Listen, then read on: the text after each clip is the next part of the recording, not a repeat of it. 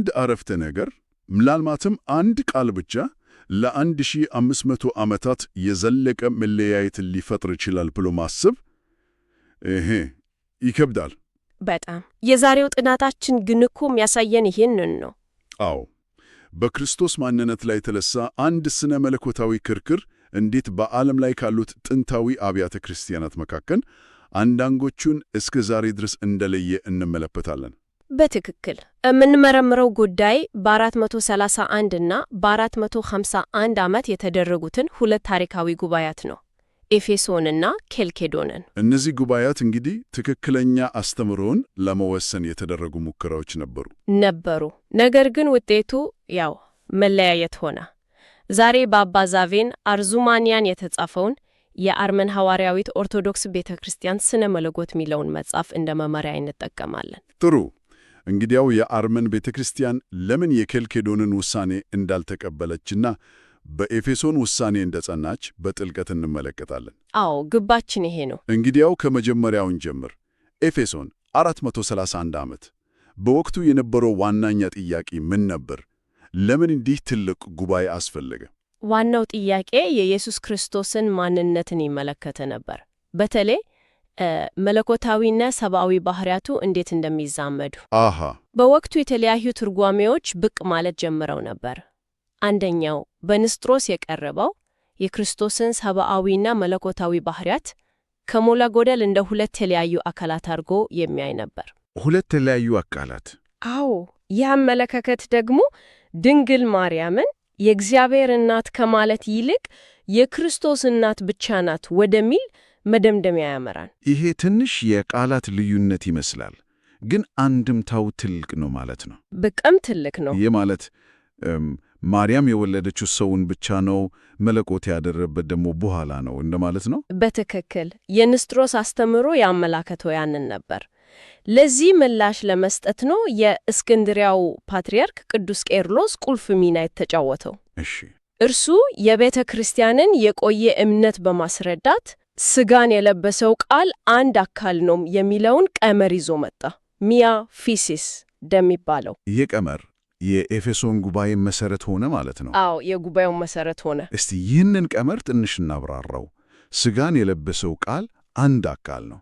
ለዘመናዊ አድማጭ ትንሽ ከበድ ሊል ይችላል። እስቲ እንዲናስበው መለኮትና ሥጋ እንደ ሁለት ተለያዩ ነገሮች ሆነው ግን በአንድ ላይ እንደተጣበቁ አይደለም። ይልቅንም ልክ እንደ ነፍስና ሥጋ በአንድ ሰው ውስጥ ተዋህደው አንድ ማንነት እንደሚፈጥሩት ገባኝ። መለኮትና ሥጋ በክርስቶስ ውስጥ ሳይከፋፈሉ፣ ሳይቀላቀሉ፣ ሳይለወጡ ፍጹም በሆነ ተዋህዶ አንድ አካል ሆኗል ማለት ነው። ስለዚህ በክርስቶስ ውስጥ የምናየው አንድ የተዋህደ አካል ነው። አንድ አካል ነው። እርሱም በአንድ ጊዜ ፍጹም አምላክ እና ፍጹም ሰው ነው። በዚህም ምክንያት ነው የእግዚአብሔር እናት የሚለው ስያሜ ትክክል ነው ወደሚል ድምዳሜ የተደረሰው። በትክክል ሰውን ብቻ ሳትሆን ሥጋ የለበሰውን አምላክ ስለወለደች ነው። ይህ የኤፌሶን ውሳኔ ነበር። ለአርመን ቤተ ክርስቲያንም እስከ ዛሬ ድረስ የጸና የመጨረሻው እምነት ነው። እሺ፣ አሁን ይሄ ግልጽ ነው። የኤፌሶን ጉባኤ ይህንን ወሳኝ ጥያቄ ከመለሰና ጉዳዩን ከዘጋው ከ20 ዓመታት በኋላ በ451 ዓመት በኬልኬዶን ሌላ ጉባኤ ለምን አስፈለገ? ጥሩ ጥያቄ ነው። ታሪክ እኮ ብዙ ጊዜ እንዲህ ነው። አንድ ችግር ሲፈታ ሌላ ይፈጠራል። እውነት ነው። በኤፌሶንና በኬልኬዶን መካከል በነበሩት ዓመታት አውጣኪው የሚባል ሌላ መነኩሴ ብቅ አለ። አውጣኪው? አዎ። እሱ ደግሞ የንስጥሮስን የሁለት አካላት አስተሳሰብ ለመቃወም በሚል በጣም ወደ ሌላኛው ጽንፍ ሄደ። ምን አለ? የክርስቶስ ሰብአዊ ባህሪ በመለኮታዊ ባህሪ ውስጥ ሙሉ በሙሉ ተዋጠ ወይም ቀለጠ የሚል አዲስ ትምህርት አመጣ።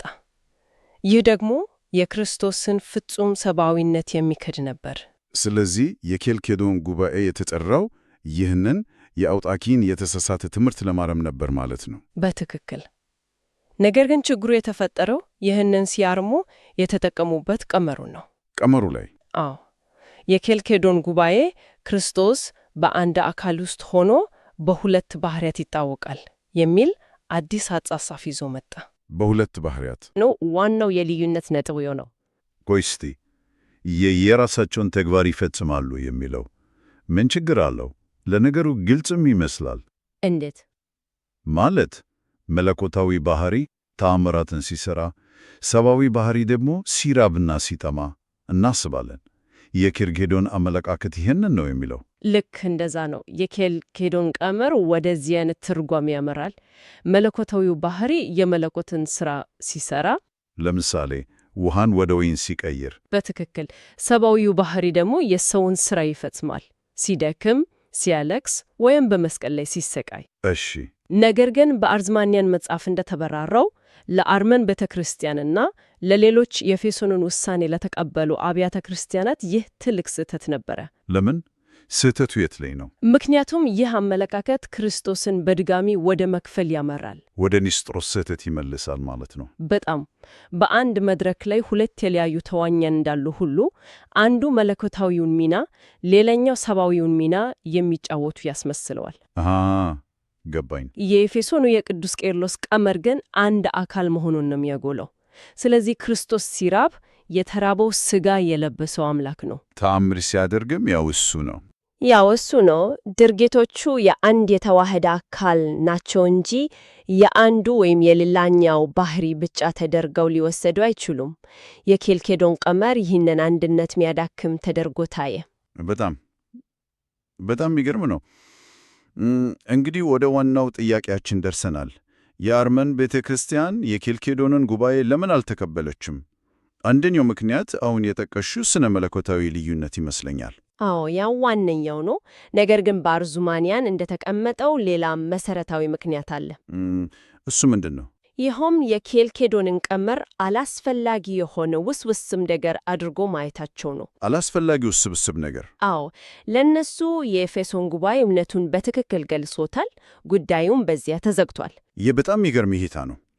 ስለዚህ ችግሩ የቀመሩ ይዘት ላይ ብቻ ሳይሆን አዲስ ቀመር መፈለጉ በራሱ ነበር። በትክክል የአርመን ቤተ ክርስቲያን አመለካከት ውስብስብ ነገሮች ባነሱ ቁጥር የሃይማኖት ቀኖናዎች ይበልጥ ግልጽ ይሆናሉ።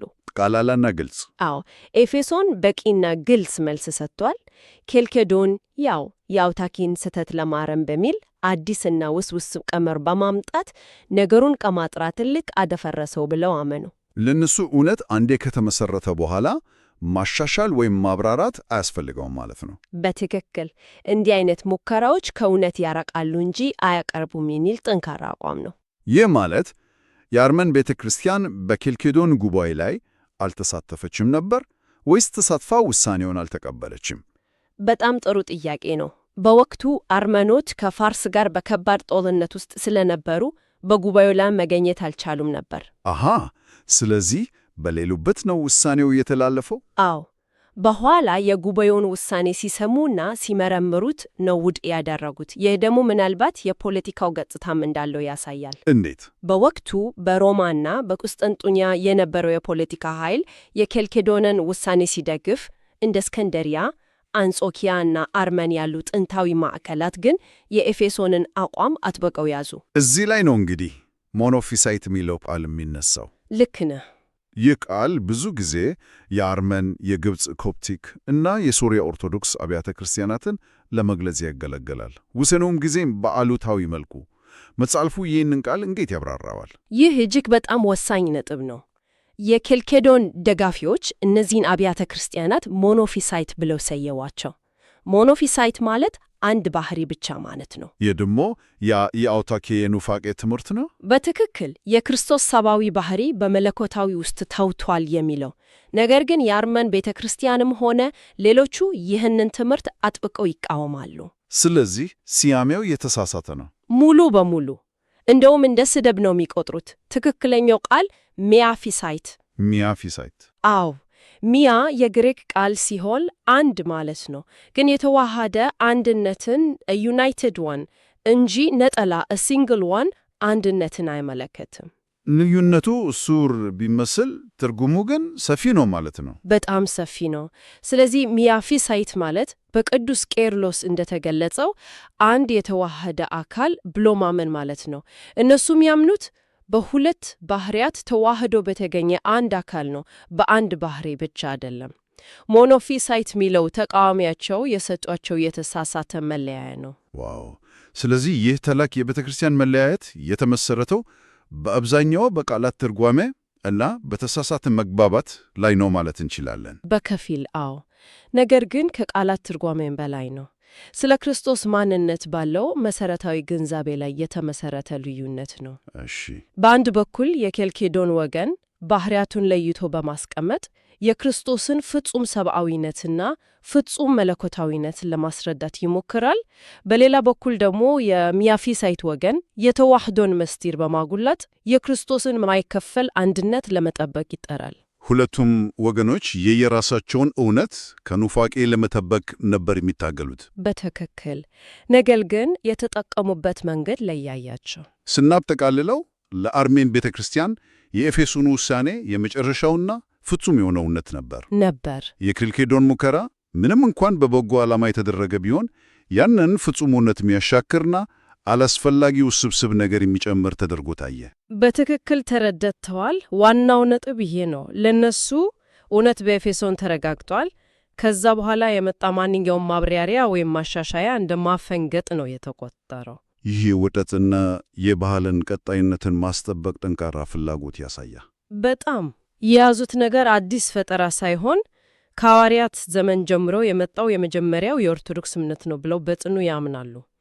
ክርክሩ የነበረው የትኛው ወገን ነው ከጥንቱ እምነት ያፈንገጠው በሚለው ላይ ነው። ይህ ሁሉ ውይይት ከስነ መለኮት ባሻገር አንድ ትልቅ ጥያቄ እንድናስብ ይጋብዘናል። እሺ፣ በማንኛውም የእውቀት መስክ ከሕግ እስከ ሳይንስ መቼ ነው አንድ አዲስ ቀመር ወይም ማብራሪያ ነገሮችን የሚያጠራው? መቼስ ነው መሰረታዊውን እውነት የሚያደበዝዝ አላስፈላጊ ውስብስብ ነገር የሚሆነው? በጣም ወሳኝ ጥያቄ ነው። ዝርዝር ነገር መጨመር በየትኛው ነጥብ ላይ ነው ከመርዳት ይልቅ ዋናውን ሐሳብ ማደናገር የሚጀምረው? ልክ ነሽ።